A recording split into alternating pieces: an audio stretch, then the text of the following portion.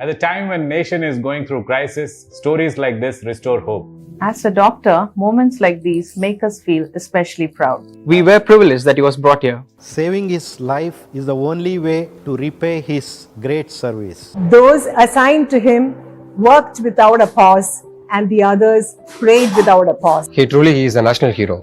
Sir please हमारे साथ Covid story आप प्लीज शेयर करिए, व्यूअर्स भी जानना चाहते हैं, हम भी पर्सनली जानना चाहते हैं, प्लीज बताएं।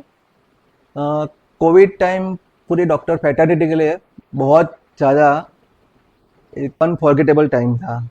मोस्टली 900 to 1000 डॉक्टर्स डेथ हुई है कोविड टाइम पे, कोविड पेशेंट की ट्रीटमेंट करते करते। उसमें जब हम भी ऑपरेशन थिएटर में जाते थे, कभी कभी कोविड पेशेंट आ गया और मुझे भी कोविड हो गया, तो मैं आईसीयू में एडमिट था और मुझे लगभग 12 to 15 लीटर्स ऑक्सीजन चल रहा था तब उस टाइम पे। तो मेरे सामने एक पेशेंट को इंटूबेशन करने की ज़रूरत पड़ी। इंटूबेशन क्या होता है कि उसके अंदर जो एंडोट्रेकियल ट्यूब होती है वो श्वास नली में डाल के उसको वेंटिलेटर पे रखने की एक टेक्निक बोलते हैं। तो मेरे सामने वो जूनियर डॉक्टर था, उससे हो नहीं रहा था, तो मैंने अपना ऑक्सीजन मास्क निकाला और मैं गया और उसको इंटूबेट कर दिया। और बाद में मैं आया तो मेरा सैचुरेशन 50-60% हो गया था, बहुत कम हो गया था। तो मुझे और ऑक्सीजन की रिक्वायरमेंट चली गई।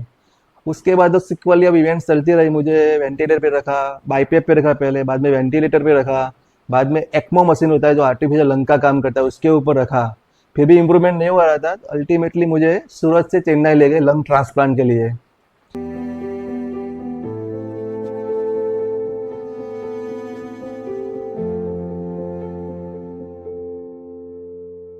When Dr. Mehta is airlifted to MGM, his condition was really critical.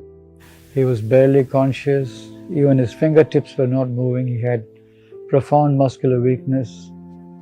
He had a lot of lung infection, and the lungs were extremely stiff.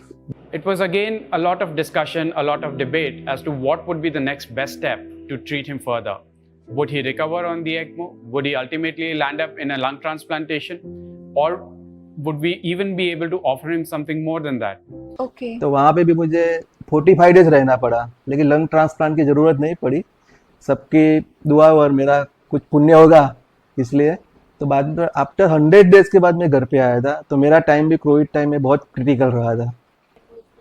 Sir तो आप खुद भी उस टाइम हॉस्पिटलाइज थे और कोविड से अफेक्टेड थे, उस टाइम आपने किसी को इंट्यूबेट किया? यस। ओके, सो आज ये स्टोरी हमने जानी सर से। It's an honour to have you sir, और ये स्टोरी खुद आपके मुंह से हमने जानी। You are truly a COVID warrior sir. Thank you so much.